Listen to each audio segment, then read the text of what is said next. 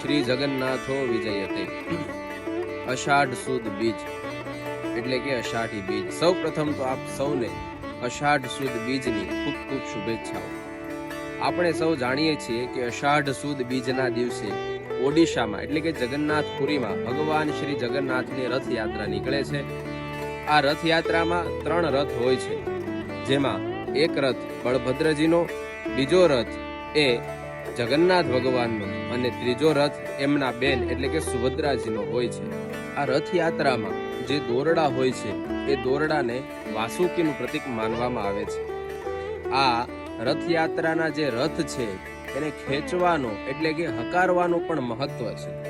એ રથયાત્રાના રથને દોરડું એ ખેંચવાથી આપણા સર્વ પાપનો નાશ થાય છે।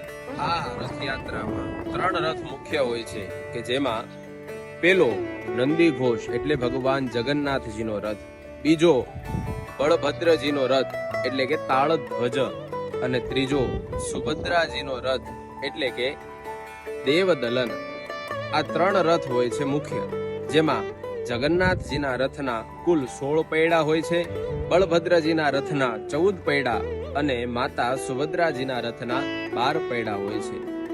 આ રથયાત્રા એ ભગવાન પોતાના મંદિરેથી નીકળી અને પોતાના ભક્તોને દર્શન આપવા માટે જાય છે, જેમાં ભક્તો પોતાના ઘરે ભગવાનના આવવાની પ્રતીક્ષામાં હોય છે। બસ આ સાથે જ આપ સૌને અષાઢી બીજની ખૂબ ખૂબ શુભેચ્છાઓ। સાથે સાથે હરિભક્તોને આ અષાઢી બીજના દિવસે રામદેવ પીરજી મહારાજનો પાઠ પણ પૂરે છે। ફરીથી આપ સૌ હરિભક્તોને અષાઢી બીજની ખૂબ ખૂબ શુભેચ્છાઓ। કોમેન્ટમાં જય જગન્નાથ અને જય રામાપીર લખવાનું ભૂલશો નહીં। જય શ્રી કૃષ્ણ।